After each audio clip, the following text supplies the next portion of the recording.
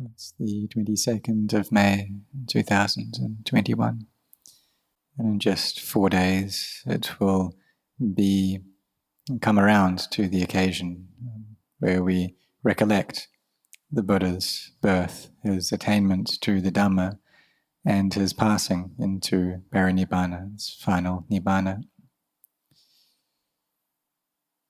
So the birth of a fully self-awakened Buddha is the most difficult kind of birth that there is. Because in order for this to come about, you need to develop all of the 10 paramis, these 10 spiritual qualities or virtues. So there's dana, generosity; sila, there's virtue; satya, there's truthfulness, honesty; and metta, kindness; virya, effort; upekkha, equanimity; and nekkhamma, it's relinquishment. That's allowed him to go off and ordain; and panya, wisdom. So there are 10 types of parami, and the Buddha needed to develop these from their normal stage up until the very highest level, the level to which he was willing to sacrifice his life. And so there are many, many lives that the Buddha, as a bodhisattva, cultivated these perfections. And in some of them he taught the Dhamma. And in one of these lives, there was a king who asked him what quality did he praise the highest. And he responded, khanti, this patient endurance. So this king got one of his ministers to catch the bodhisattva and to torture him, and did many things, peeled off his skin and cut different parts of his body, cut his arms, cut his legs. But throughout all of this, the Buddha still praised this quality of patient endurance, of khanti, because he saw that it didn't reside in his flesh, it wasn't in his body, but it was there within his heart. So this king had him tortured until he died. And this king was Devadatta in the previous life. But throughout all of that, the Buddha still praised, this bodhisattva still praised this quality of patient endurance. And so the endurance, the forbearance of a Buddha is extremely high, because in order to develop these paramis, all 10 of these spiritual perfections, it takes the highest level of forbearance to do that, and it's really not something that's easy at all. To develop sila, for instance, and to look after the precepts until he was willing to offer his life for these. And each of these 10 paramis needed to be brought to a state of perfection, of fullness. It took an extremely long time to do this, to bring them all to this state. And so it took 4 asankaras, these incalculable lengths of time, and then 100,000 kalpas or eons. And that was just after he received the prediction from a previous Buddha that he would attain to being a fully awakened Buddha himself. But before he received that prediction, it was 10 asankaras, 10 of these incalculable periods of time. So it's an extremely long time. And if he didn't have this really firm determination, had his mind completely set on this, there's no way he would be able to succeed. But his mind was set and firm in this way to help all beings to be freed from suffering. And it's not easy at all. And so the most difficult kind of birth is that of a fully self-awakened Buddha, a Samma Sambuddha. We see that if there wasn't a Buddha, then there wouldn't be the Dhamma and there wouldn't be the Sangha. We wouldn't know the way, the path that takes us out of delusion. So this avijja is delusion, or not knowing. So the prefix means to not. It's a negation. And vijja is knowledge. So avijja is a lack of knowledge, it's not knowing.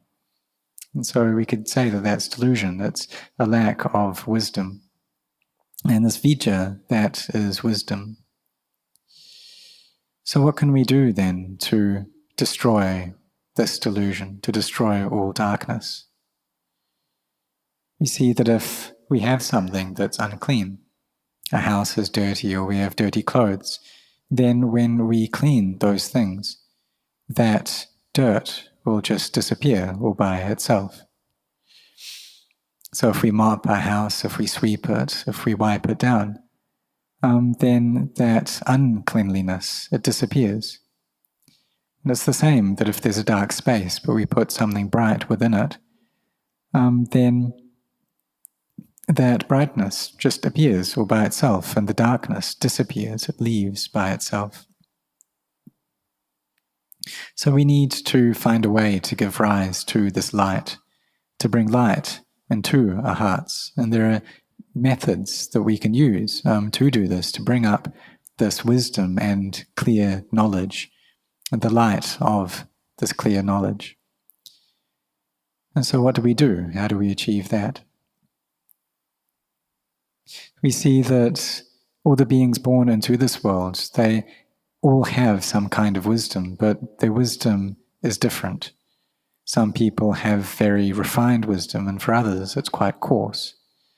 We have wisdom in terms of memorization, in terms of our studies, and the wisdom that we use to carry out our occupations, and this differs between us. And the degree in which we have that depends on what we have created in the past. It depends upon our parami, it depends on the causes that we've put in. We see that all people want to be wise. So this wisdom, it's an all-around, thorough knowledge into the nature of sankaras in line with their truth. So sankaras are things which have causes and conditions, which proliferate them, which compose them to bring them into being. So physicality, all material things, these have the four elements which comprise them. And then nama, all mental qualities, they also have their conditions which bring them into being. So both of these, both physicality and mentality, these are sankaras. And all of these sankaras, they need, by their nature, to decay, they need to deteriorate, and they need to finish, to disappear. But the mind that is devoid of knowledge will go and deludedly attach to all of these things, and it really clings, it really holds on. It takes all physicality and mentality as being me and mine. And then it goes and separates out, it differentiates between things, breaks things up into us and them. And why is that? It's because the delusion in our minds that creates this separation, that discriminates in this way. So if knowledge arises, then we'll see the truth, and we'll be able to understand that we are just composed of elements, and they are just composed of elements just the same, that there's really no being, no self, no other there. And here knowledge arises, wisdom arises. And this is how wisdom comes up for us, and it can come up in this way. And so when we're firmly intent on something, then we need to have wisdom around that as well. So if we have the sincerity to study and to gain knowledge, then we need to be firm in that. Because we see that if we don't have effort, then wisdom just can't arise. So we all know that attachment is what brings up suffering for us. This is what the Buddha already taught. in the Four Noble Truths, that the reason we suffer is because of our attachments. And in Pucha, he put it as we suffer because of attachment, and that suffering is drawn out due to our desires. So if we want many things, then the cycle of samsara, of birth and death, becomes very, very long. And the more that we want, the more we have to be born, the more we have to die. And this happens over and over again. And this is because of our attachments, because of craving, because of clinging. So we need to use our effort and set our minds to study and to seek out a path. And we also need to endure in walking on that path and training our minds. So we bring the mind into a state of collectedness and firmness, samadhi, and then we use that to give rise to wisdom. And so this wisdom is based upon a peaceful mind. And so how is it that wisdom can arise? Well, we have these objects of anicca, dukkha, anatta, of instability or change, of stress, unsatisfactoriness, and of not self. And this is how the deluded mind becomes wise. So these minds which are deluded, that we really do have a me and we have possessions, it's deluded in things which don't actually possess these qualities. They're not actually like this way. They're not real in this way. But the mind thinks that they do actually exist. But in actuality, it's all empty. They're not there. All the people, all the beings, the animals, the entire world, the whole thing is empty. But the mind thinks that these things are actually there, that they're real. We are ignorant in this way. And this ignorance, it brings up a craving for self, for this existence of a self.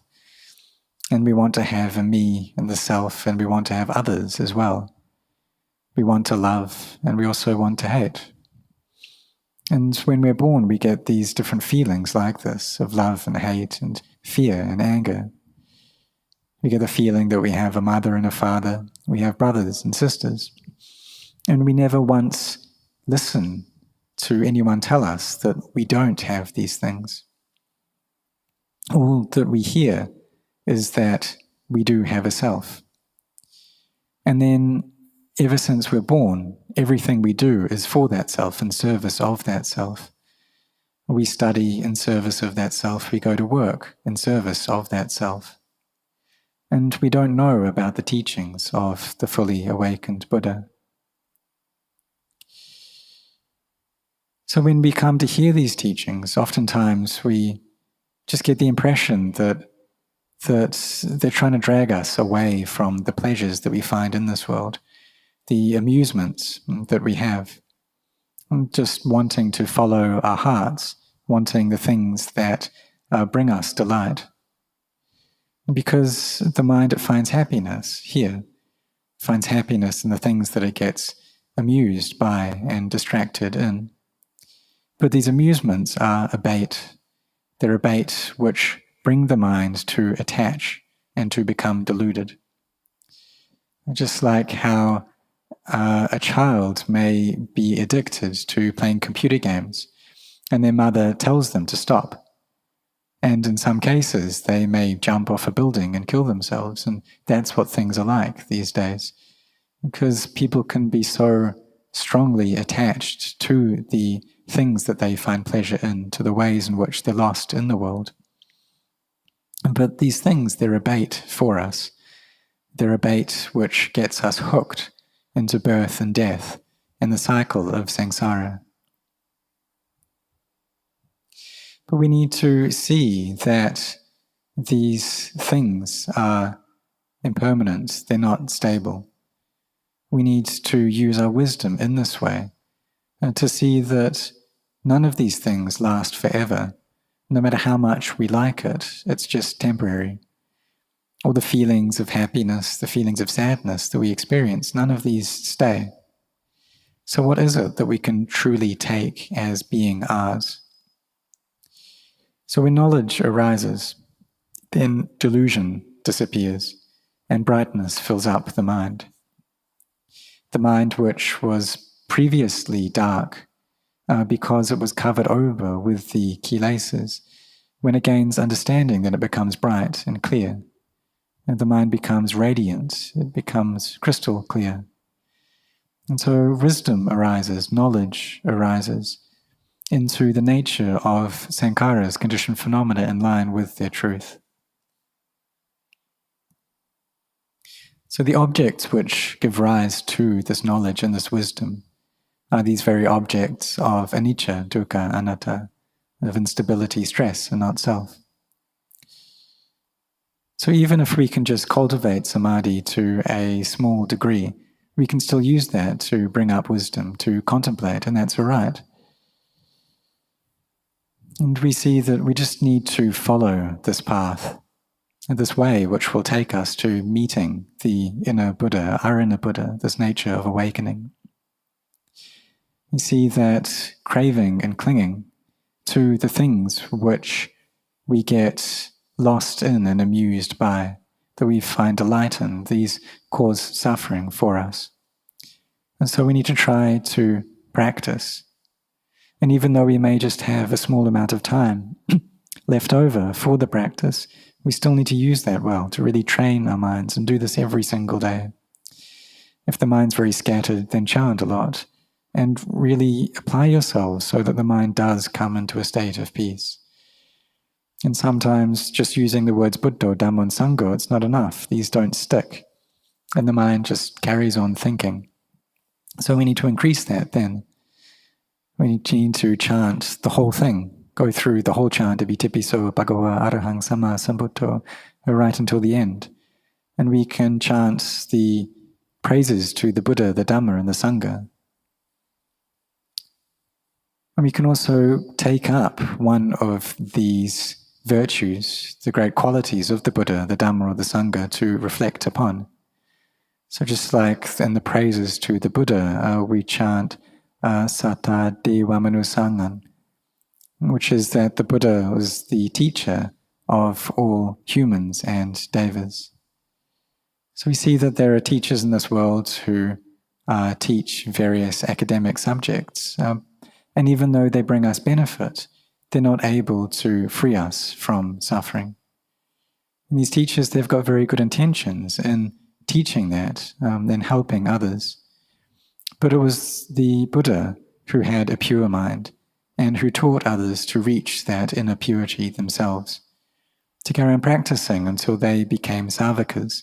They became the awakened disciples of the Buddha, and they could reach that purity that the Buddha himself had experienced.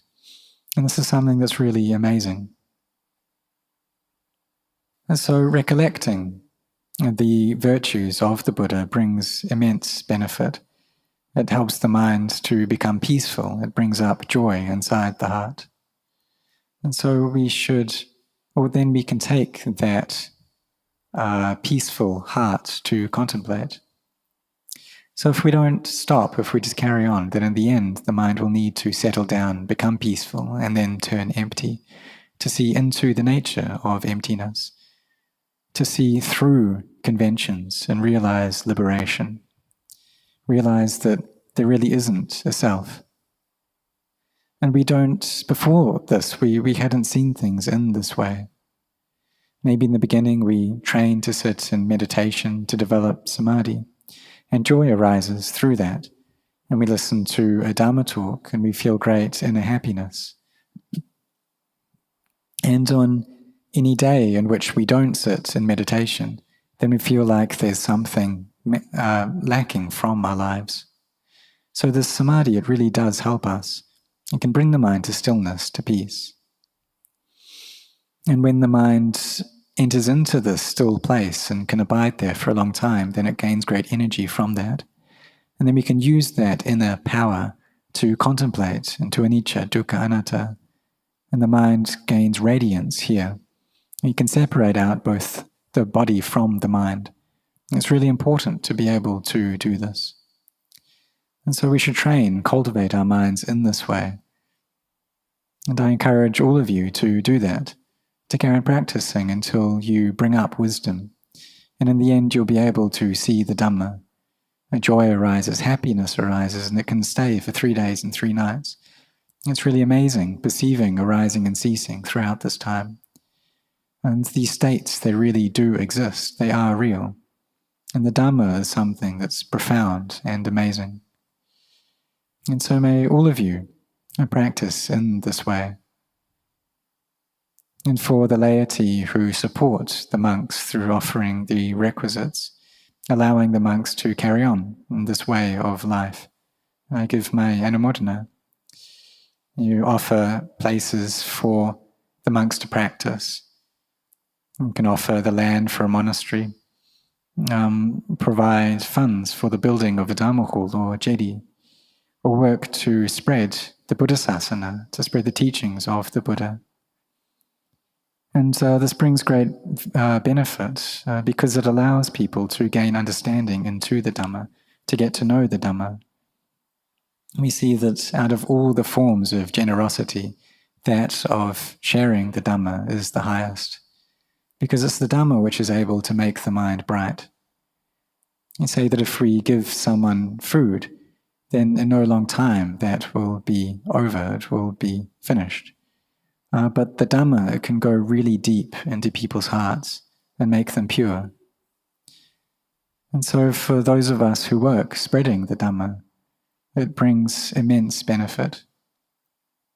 By the virtue of these good actions and the good results that they bring, may all of you gain an understanding into the Dhamma, and may you reach the Dhamma of the Buddha.